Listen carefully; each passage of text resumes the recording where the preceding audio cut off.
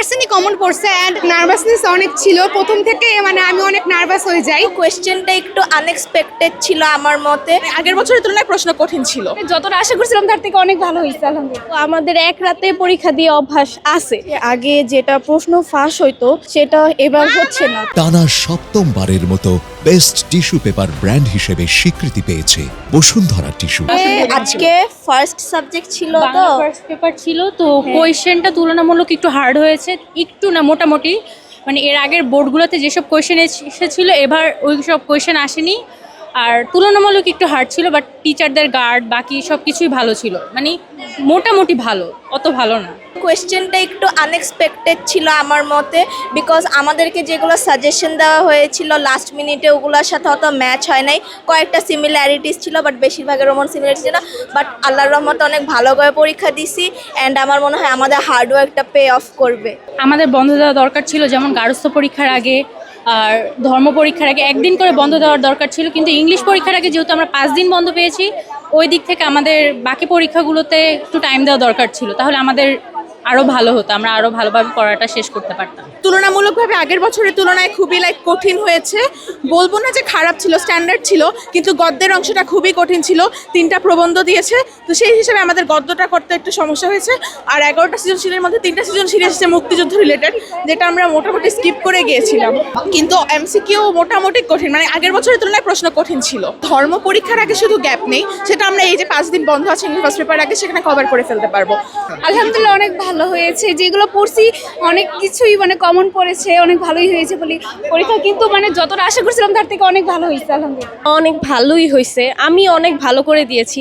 আর question খুব সহজ আসেনি, কঠিনও আসেনি, একটা স্ট্যান্ডার্ড কোয়েশ্চেন যেটা আর কি সবার জন্যই আমার মনে হয় যে সহজই হয়েছে। আমাদের এক রাতে পরীক্ষা দিয়ে অভ্যাস আছে, তো আমরা আশা করি আগে থেকে যেহেতু প্রিপারেশন ভালোই আছে নেওয়া, তো ভালোই হবে।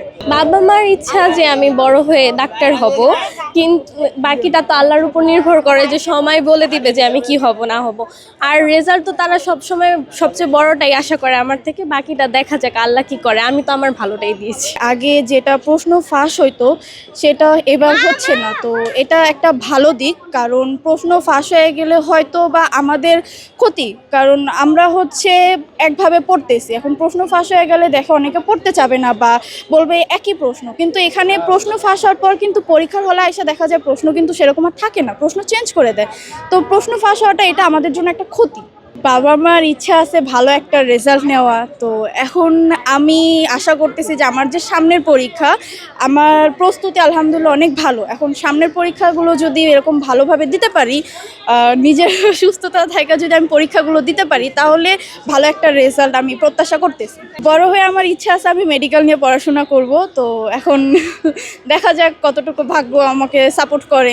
বাংলা ফার্স্ট পেপার ছিল অ্যান্ড এক্সামটা আলহামদুলিল্লাহ অনেক ভালোই হয়েছে, আর কোশ্চেন মোটামুটি স্ট্যান্ডার্ড ছিল বাট ভালো ছিল। ইনশাল্লাহ A+ আশা করা যায়, ইনশাল্লাহ পাবো। 90%ই কমন পড়ছে অ্যান্ড বই যদি ফুল পড়ে তাহলে অবশ্যই কমন পড়বে, এটা ইটস নর্মাল একটা জিনিস। প্রশ্নটা অনেক ইজি ছিল, মানে এমসিকিউটা একটু টাফ ছিল, বাট বাকি সব কিছু আলহামদুলিল্লাহ ভালো ছিল। একদম সহজ সেটা বলবো না, কঠিন সহজ মিলানোই ছিল, মানে একদমই সহজ হয়নি আবার একদম অনেক কঠিনও হয়নি। এমসিকিউটা মোটামুটি ছিল আর কি, মানে একদম পানির মতো সহজ এরকম না, প্রশ্ন মোটামুটি মানে স্ট্যান্ডার্ড ছিল আর কি। আলহামদুলিল্লাহ ভালো, বাকিটা আল্লাহর উপরে ভরসা করছি। নার্ভাসনেস অনেক ছিল প্রথম থেকে, মানে আমি অনেক নার্ভাস হয়ে যাই, তো তাও বাবা মা তারপর বড় বোনের সাজেশনে মোটামুটি কাটিয়ে উঠতে পেরেছি। একদম সুন্দর সব কিছু একদম ডিসিপ্লিনের মধ্যেই হয়েছে, কোনো ত্রুটি ছিল না।